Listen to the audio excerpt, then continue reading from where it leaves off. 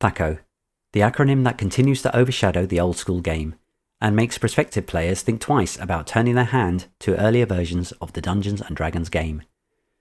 I'm exaggerating, of course.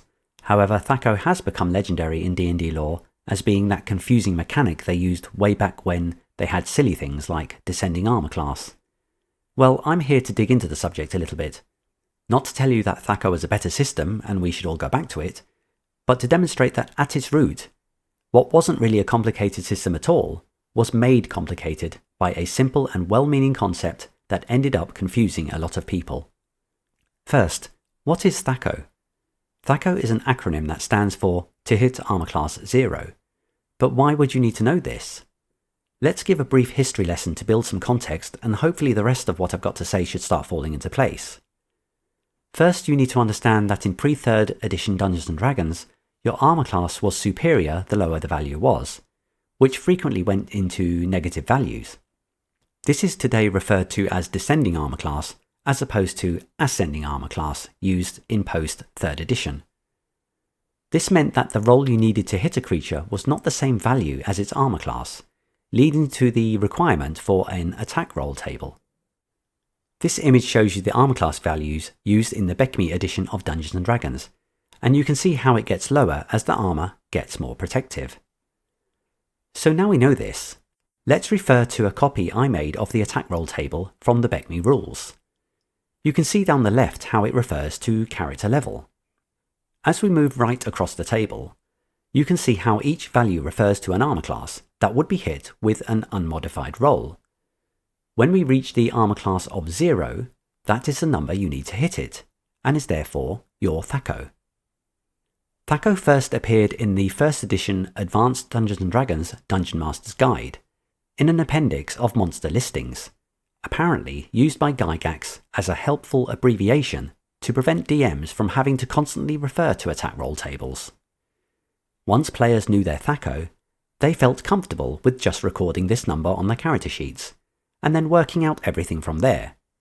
For example, if an 18 was needed to hit an armor class of 0, and a player was attacking a creature with an armor class of 5, then they would mentally subtract 5 from the THAC0 to reach the number required to hit, in this case 13, assuming no modifiers for abilities or magic. Simple and effective for some, but for others it was overcomplicated, and it wasn't too uncommon for even clever people, like myself, to jumble up their mental arithmetic at the game table. I can't help thinking of how newer players might have viewed these mental gymnastics and wondered what the hell was going on.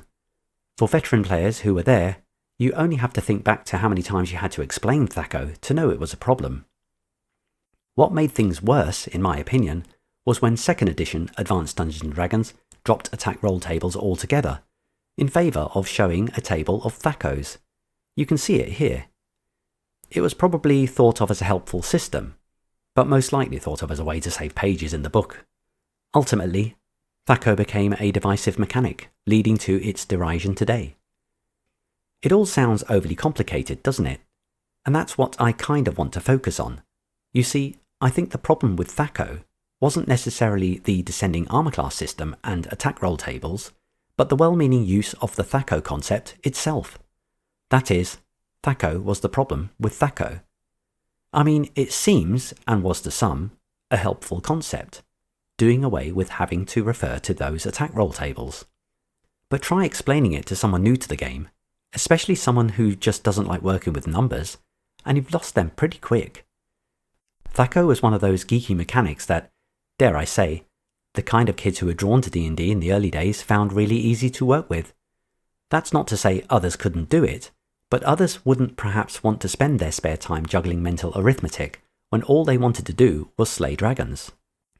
In my opinion, THAC0 should never have become the primary concept for explaining how one combatant might hit another, as it did in 2nd edition AD&D.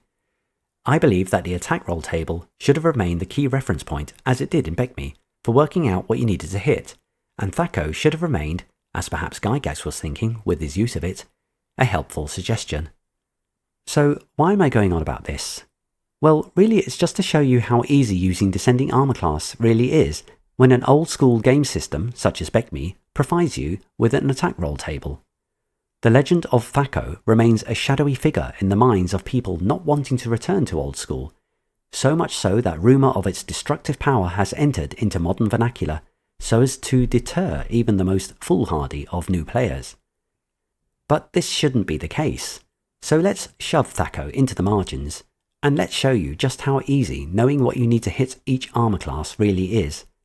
Sit back and make yourself comfortable, because I'm about to teach you how to suck eggs. Here is a BECMI character sheet for a first level fighter called BB. This type of character sheet is not too dissimilar to those found in current old school retro clones. Along the bottom you can see an area for recording the number required to hit the descending armour classes from 9 to 0.